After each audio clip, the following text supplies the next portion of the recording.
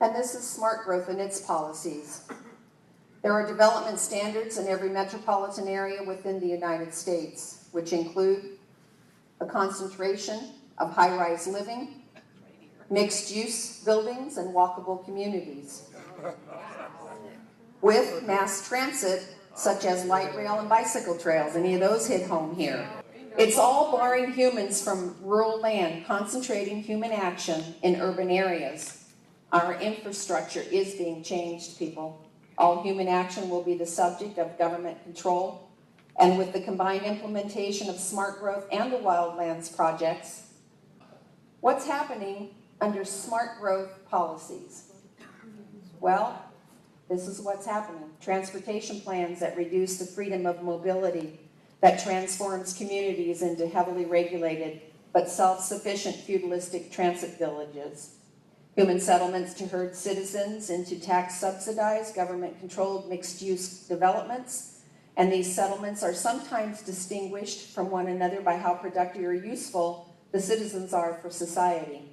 It's heavy restrictions on development in most areas, and the promotion of extremely dense development constructed and managed by government partners. It's rations on public services such as healthcare, drinking water, and energy resources. It is centralized government over control over every aspect of your life. Our unalienable rights to property are premised on what? The owner's determination of its use. So based on that, where do your rights end? Your rights end when you violate another's rights. Global governance under the United Nations rises from a philosophical foundation that is very different from the philosophy that gave birth to our country. The two philosophies cannot coexist together, and this is why. Under the United Nations, everyone is entitled to all the rights and freedoms set forth in this declaration. Here, all men are created equal, endowed by their Creator with certain unalienable rights to life, liberty, and the pursuit of happiness. Under the United Nations, freedom of expression may be restricted as approved by law. Freedom of speech and assembly at home and religion shall not be abridged. Yet the United Nations says private ownership of land contributes to social injustice. Public control of land use is indispensable. At home, private property shall not be taken for public use without just compensation. The governed under the United Nations derive their freedom from the consent of the government. Governments derive their just power from the consent of the governed. Why? And America is the beacon of hope for all who dream of freedom. And America is a deadly enemy to those who would deny freedom to their citizens.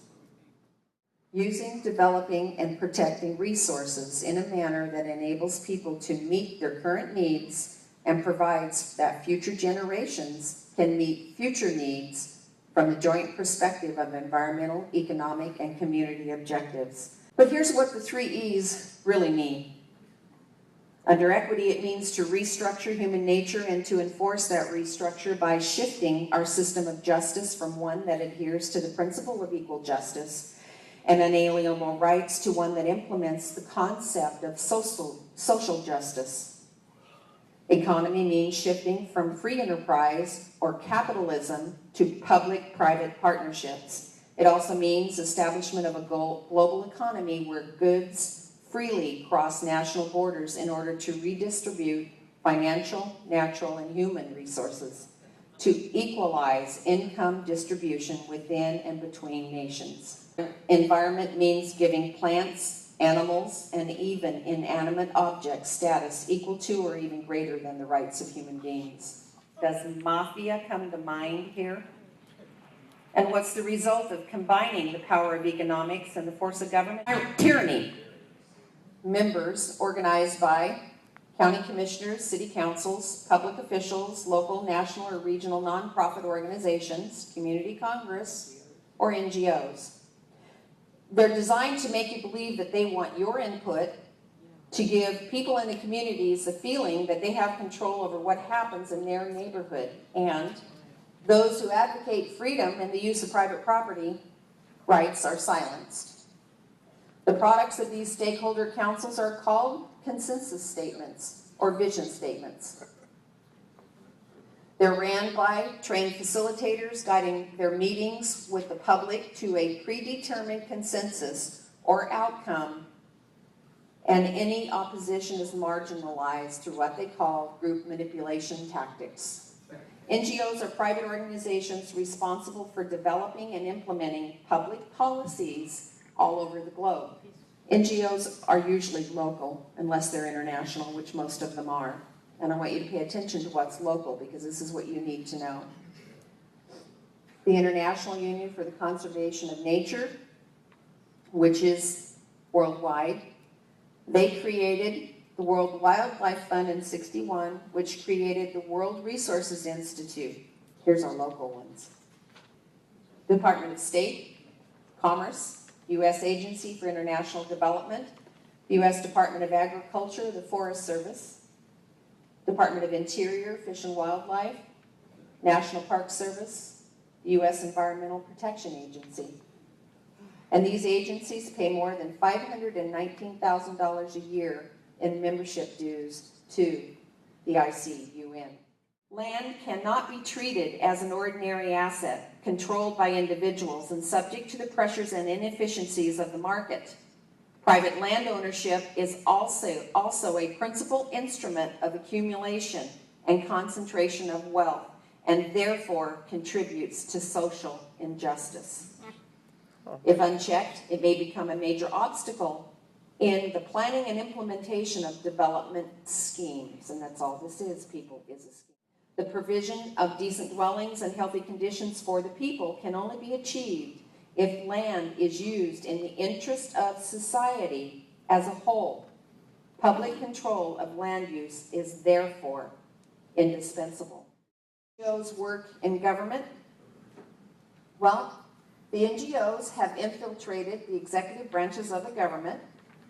They propose policies and budgets to Congress. They then send lobbyists to Congress.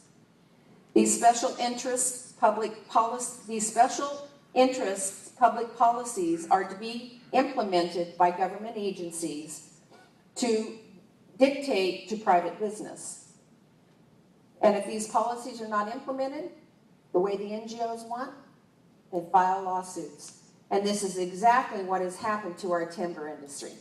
Okay, well, a bagman is a person who collects money as for racketeers. And everyone knows that the best tuned criminal needs a bagman, right? Before the United Nations made environment and climate their holy grail for wealth transfer and began implementing their global governance campaign, their bagman was already at work for them. And their bagman is the International Commission on Environmental Initiatives, known as ICLEI, now known as Governments for Sustainability. Conspiracy. An illegal, treasonable, or treacherous plan to harm or destroy another person, group, or entity. Launched in 1990 at the World Congress for Local Governments for a Sustainable Future, ICLEI is a foreign organization on a mission to transform our life, liberty, and the pursuit of happiness. It's based in Toronto, Canada, with the sole American branch in Berkeley. Each ICLEI mandate, policy, and agenda is based on the principle that the collective good is more important than individual rights. In moving their local agenda into action, ICLEI's own annual report openly admits their relationship to the United Nations. To this end, we formed a strong partnership with local government associations, national governments, and international organizations, including various United Nations agencies. ICLEI is a strong partner for UN Habitat in the endeavor to bridge the gap between thinking and practice regarding sustainable urban development. It's your tax dollars at work. These NGOs are given massive tax advantages by the IRS just for the purpose of implementing sustainable development in the United States. And here are a few, to 72. The Nature Conservancy, the Sierra Club, the National Audubon Society, American Planning Association, the Turner Foundation, and the Carnegie Foundation, and how about the National Teachers Association?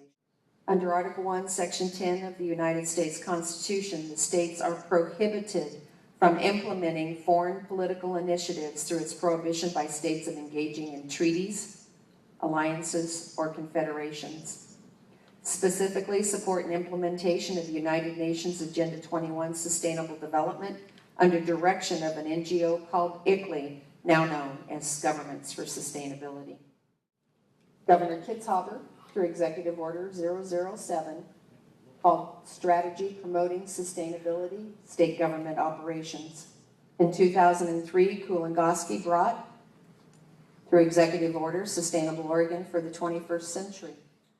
Kitzhaber's plan passed both the House and the Senate, creating this Oregon statute strictly for administering the sustainability plan through these agencies. Administrative services, economic and community development, environmental quality, LCDC, housing, recreation, fish and wildlife, state lands, water resources, public utilities commission, human services, corrections, higher education, community and business services. Under Article 1, Section 10 of the United States Constitution,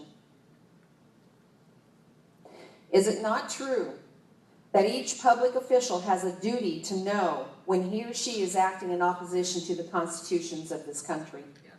Yes. Is it also not true that by implementing this insidious agenda through their executive orders, legislative statutes, and local comprehensive plan that our public officials are committing treason? A misprision of treason by public officials.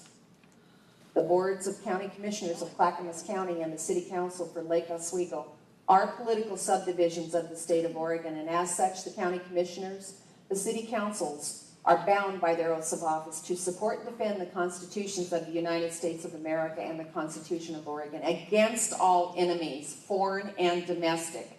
All county and city employees are subject to the same allegiance and prohibitions. Sustainable development is development that meets the needs of the present without compromising the ability of future generations to meet their own needs. The objectives of sustainability is to find the maximum shared economic, social, and environmental benefits when making public or private policy decisions or actions. No individual rights. These are the resources that they used. You can see them on their website. And it's provided by Jennifer Allen, PhD from Portland State University. By membership to abide by the association, organizations, bylaws, and constitutions, furthering the political agenda of these associations and organizations for the sole purpose of transforming our Republican informed government into a dictatorship. And they're doing it right before our eyes. Our American system of self-governance cannot survive if it's incorporated into a system of global governance. America is the most unique country in the world. It was once a beacon of hope for all who dream of freedom. And at the same time, it is a deadly enemy to those who would deny freedom to their people. And this is how to boot ICLEI out locally. Order copies of Sustainable Development or Sustainable Freedom from www.freedom21.org. Understanding Sustainable Development, Agenda 21, we have it back there on the table if you want it. This one here, take them and give them to your city councils and your commissioners. You can get those at freedomadvocates.org. Distribute to key people in your area. Then 100 or more of you show up at the city council or county commissioners meetings and insist that your city or county end their contract with ICLEI, close their sustainable development agency, and abolish the comprehensive plan. A year ago, January 14th, in front of the Planning Commission in Douglas County, there was 103 of us showed up, and 103 of us stopped it. They recommended to the commissioners that they not accept it. The commissioners did not. The sheriffs are America's last hope. And he told them Basically, all arresting will be done by my office. Stay out of my county.